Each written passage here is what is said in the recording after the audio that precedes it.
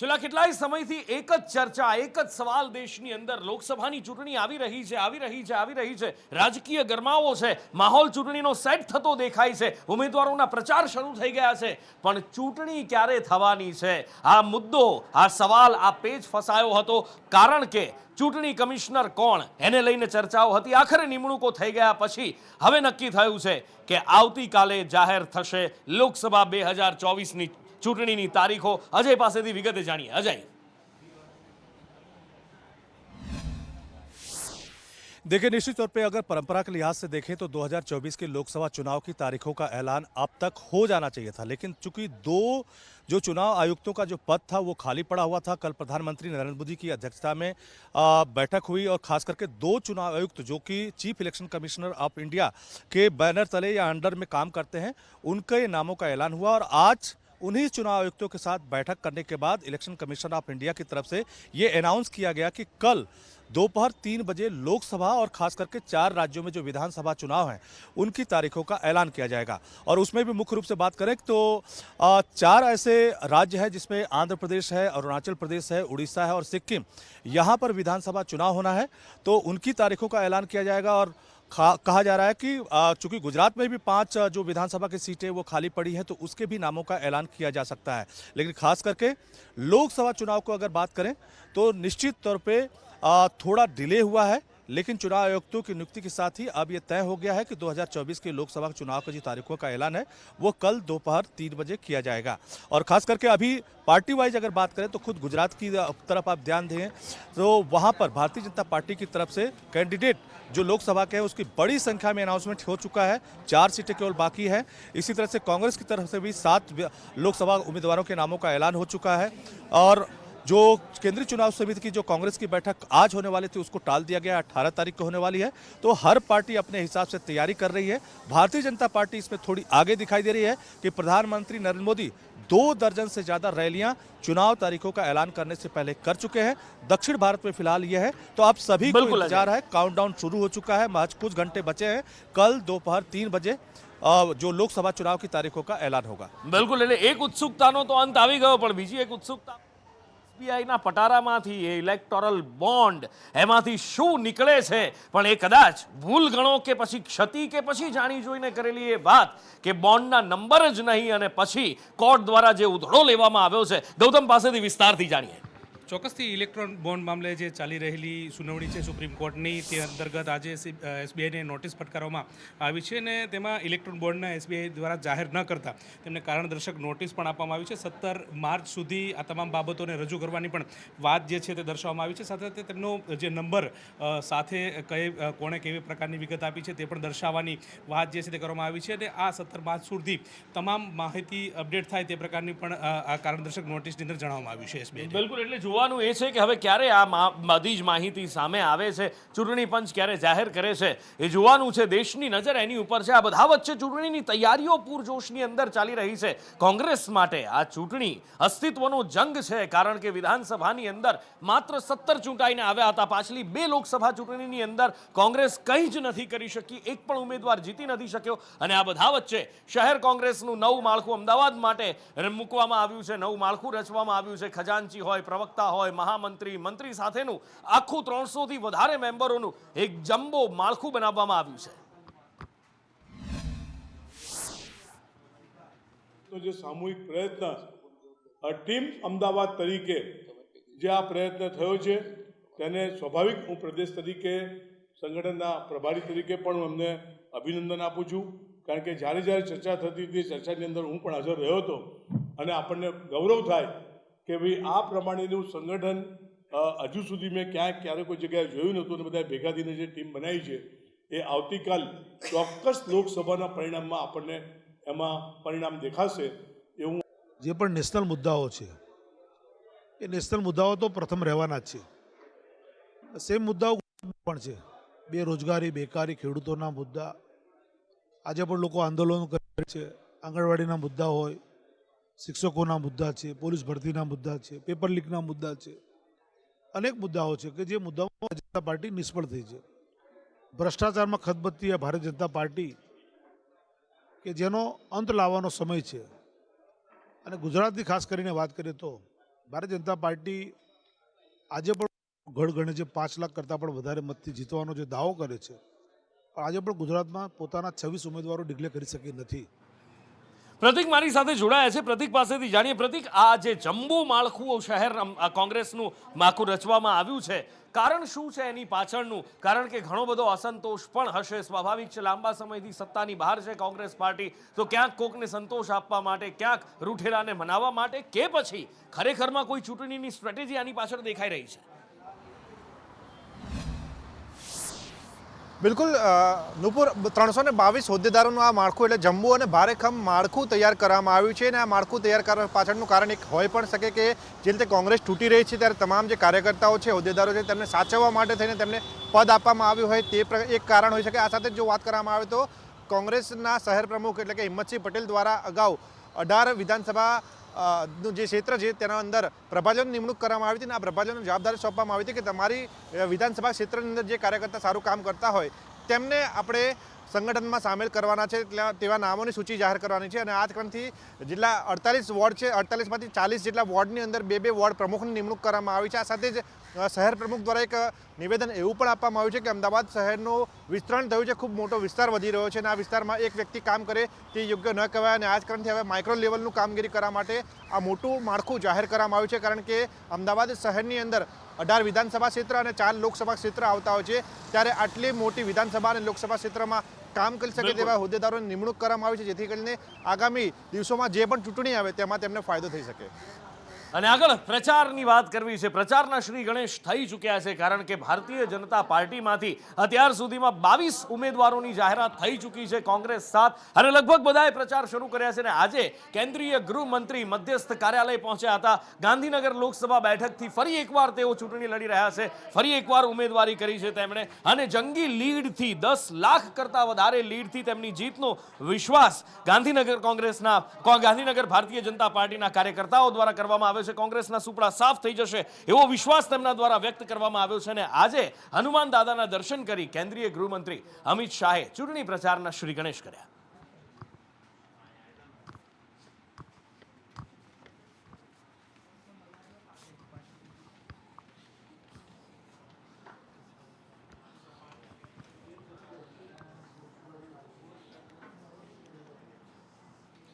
Bharatiya Janata party આમ તો શિસ્તબદ્ધ પાર્ટી કહેવાય, કેડર બેઝ પાર્ટી કહેવાય. અહીંયા આગળ એવું કહેવાય કે કદાચ કોઈ પણ નાના મોટા અસંતોષ હોય, ડખા હોય, તો એ બધા અંદર ને અંદર શમી જતા હોય. ઘી ઢોળાય તો પણ ખીચડીમાં જ જાય. પણ આ વખતે અસંતોષ વડોદરાની અંદર એટલો વધ્યો કે જ્યોતિબેને પ્રેસ કોન્ફરન્સ કરી. જો કે પ્રેસ કોન્ફરન્સ કરે એ પહેલા જ પક્ષે એમને સસ્પેન્ડ કરી દીધા હતા. અને હવે જ્યારે જ્યોતિબેને કહ્યું છે કે ભાઈ આટલું બધું વડોદરાની અંદર કેમ, રંજનબેન સામે નારાજગી વ્યક્ત કરી, પત્રકારો સામે આવીને કહ્યું, તો સામે કોંગ્રેસને પણ દોડવું હતું અને ઢાળ મળી ગયો છે. આઝમ જોડાયા છે, આઝમ પાસેથી જાણીએ. આઝમ,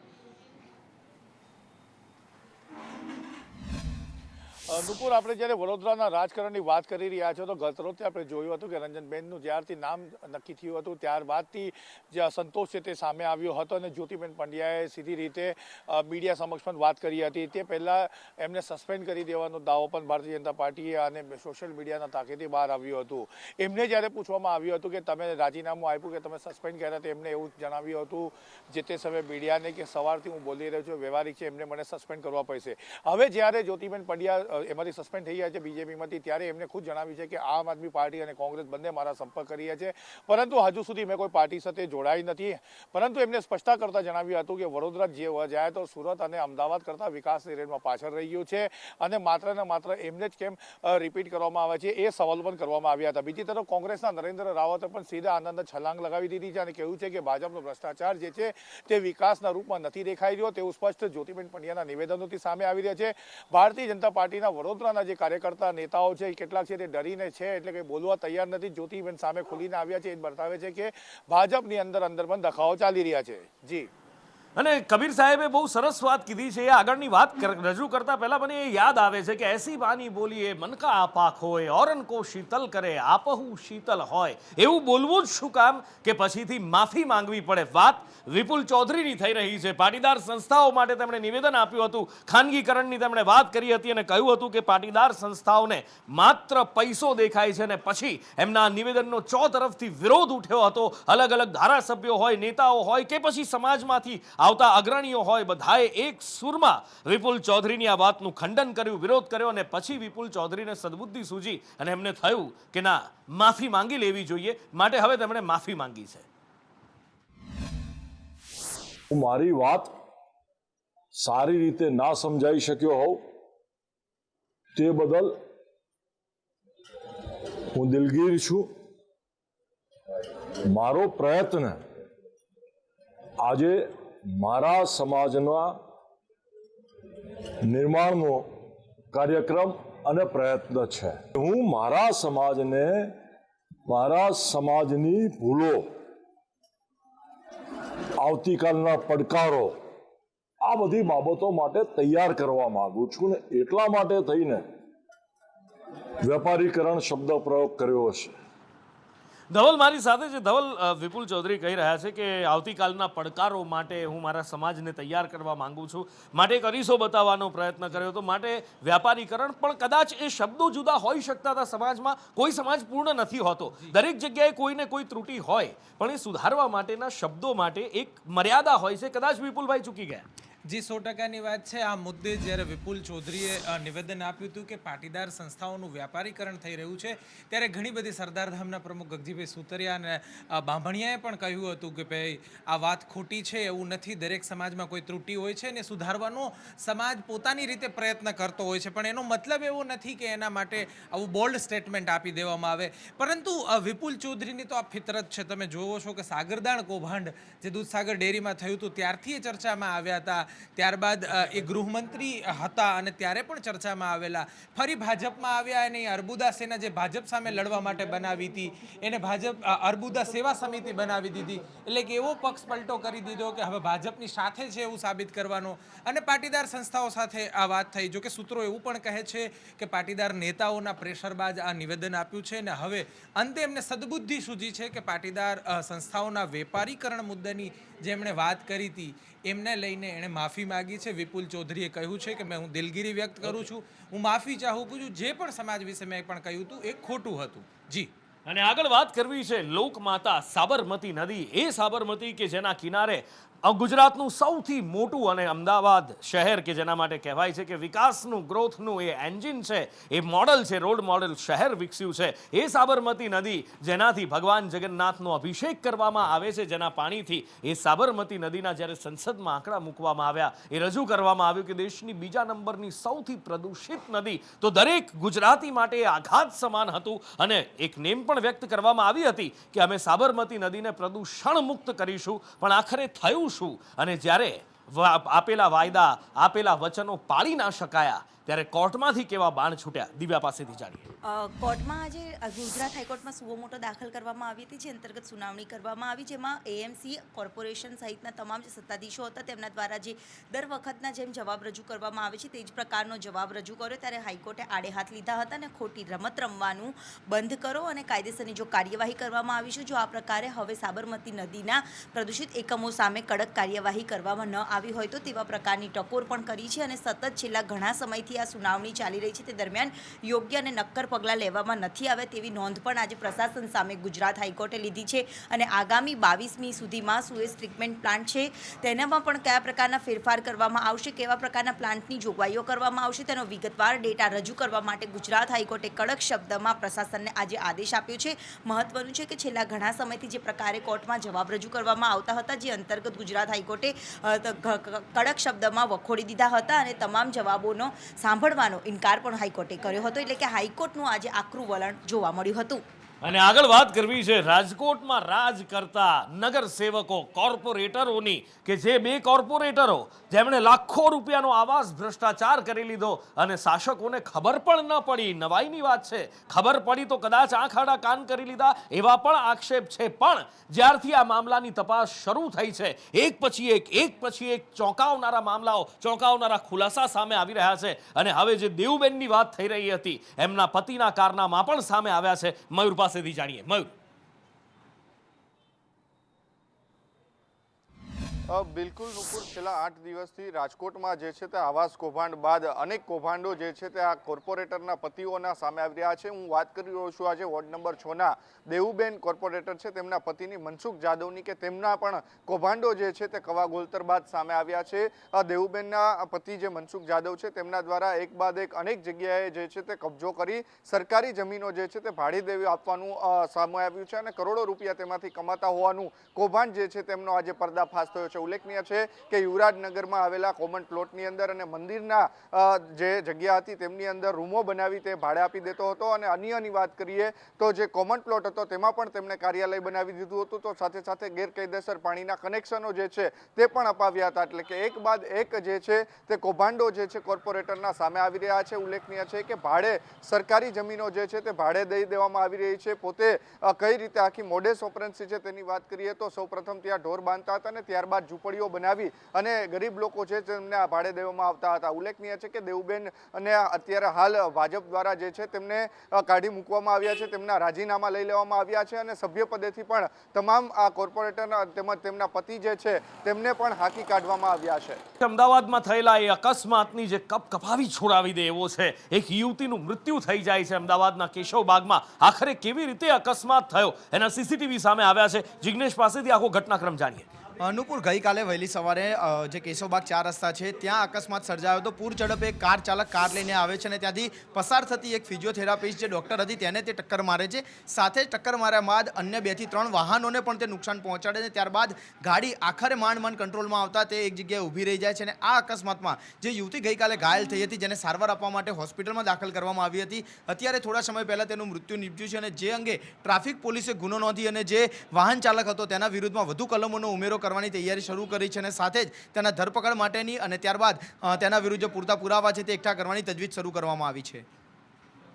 અને આ બધા વચ્ચે વધુ એક પેપર લીકના સમાચાર સામે આવી રહ્યા છે. આખરે ક્યાં, કેવી રીતે પેપર લીક થયું અને કોણ છે એની પાછળ? Uttar Pradesh police constable paper ભરતીનું આ લીક થયું છે પેપર. હિરેન પાસેથી જાણીએ વધુ વિગત. હિરેન,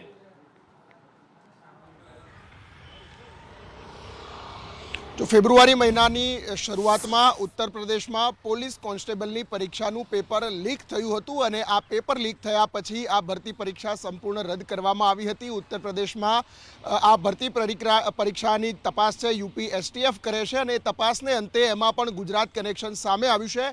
ગુજરાતમાં અમદાવાદથી ખેડાની વચ્ચે એટલે કે અસલાલી આસપાસ એક વેરહાઉસ આવેલું છે, ટ્રાન્સપોર્ટ કોર્પોરેશન ઓફ ઇન્ડિયા એટલે કે TCI એક્સપ્રેસનું વેરહાઉસ. આ વેરહાઉસમાંથી પેપર લીક થયું હોવાનું સામે આવ્યું છે અને યુપી એસટીએફે 3 લોકોની ધરપકડ કરી છે.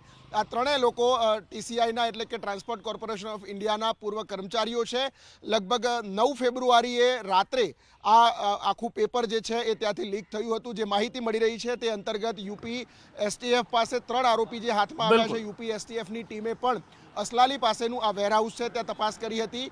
જે 3 કર્મચારીઓ છે એમાં શિવમગીરી, અભિષેક શુક્લ અને અન્ય એક વ્યક્તિ છે. આ 3 લોકોએ સાથે મળી અને ઓપરેશન પૂરું પાડ્યું હતું. પહેલા એક વ્યક્તિ અહીંયા પહોંચે છે અમદાવાદ બાય એર અને અમદાવાદ પહોંચી 3 લાખ રૂપિયા ટ્રાન્સફર કરવામાં આવે છે અને એના આધારે એક વ્યક્તિ કે જે માસ્ટર માઇન્ડ આખા પેપર લીકનો છે એ ભોપાલથી બાય ફ્લાઇટ રાત્રે અહીંયા આવી અને પેપરનું બોક્સ મોબાઈલમાં ફોટો પાડી અને રવાના થાય છે. આ પ્રકારે અમદાવાદમાંથી પેપર લીક થયું હોવાનું સામે આવ્યું છે.